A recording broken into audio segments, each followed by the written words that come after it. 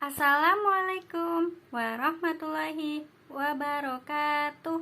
Halo adik-adik, perkenalkan nama Kakak Rida Dina Lestari. Bisa dipanggil Kakak Rida. Di sini Kakak akan menceritakan sebuah dongeng yang berjudul Penggembala dan Domba. Gimana sih ceritanya? Ikutin terus ya videonya.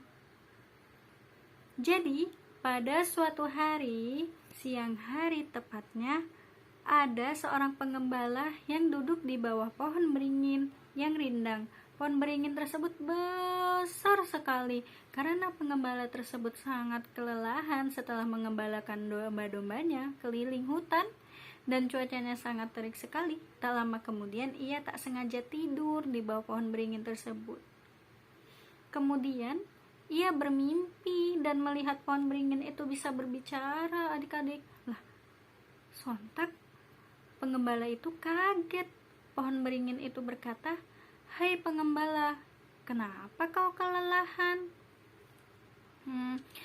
Penggembala menjawab, "Iya nih, aku kelelahan karena aku telah keliling hutan sambil mengembala domba-dombaku." Penggembala pun berkata lagi, "Apakah benar-benar kamu bisa berbicara, pohon beringin?" Pohon beringin menjawab, "Ya, aku ini berbicara. Apakah kamu tidak melihatku?" Penggembala menjawab, "Aku melihatmu berbicara denganku. Lalu, bagaimana kamu bisa berbicara?" Lalu pohon beringin menjawab, "Karena aku sedang di dalam mimpimu dan kamu tidur di bawahku." Tiba-tiba, penggembala terbangun dari tidurnya dan waktu sudah menempati sore hari. Penggembala itu pun segera pulang sambil membawa domba-dombanya. Sesampainya di rumah, penggembala pun memberikan makan rumput untuk semua domba-dombanya. Setelah itu, penggembala pun akhirnya tidur karena hari berganti malam. Keesokan harinya, penggembala melakukan rutinitas seperti biasanya, yaitu membawa semua domba-dombanya ke hutan. Sesampainya di hutan, penggembala mengawasi semua domba-dombanya yang sedang makan rumput dari hasil yang dikumpulkan oleh penggembala.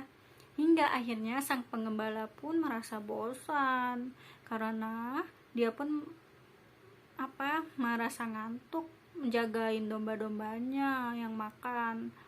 Dan penggembala duduk di bawah pohon beringin yang berada di hutan tersebut. Penggembala berkata,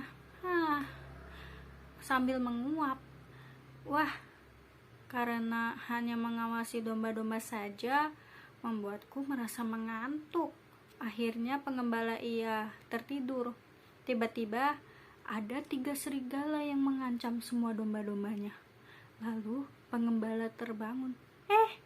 Dan ternyata penggembala hanya bermimpi.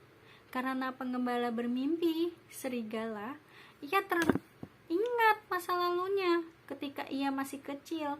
Penggembala itu berkata, "Wah, iya, aku teringat dulu ketika aku masih kecil, aku pernah berbohong 2 kali kepada warga dengan mengatakan ada serigala, dan warga pun percaya.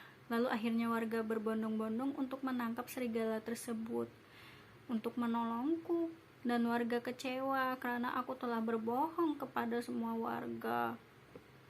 Namun, untuk ketiga kalinya aku mengatakan bahwa ada serigala, warga pun tidak percaya lagi kepadaku, dan akhirnya semua domba milik ayahku termakan oleh serigala. Aku telah menyesal berbohong."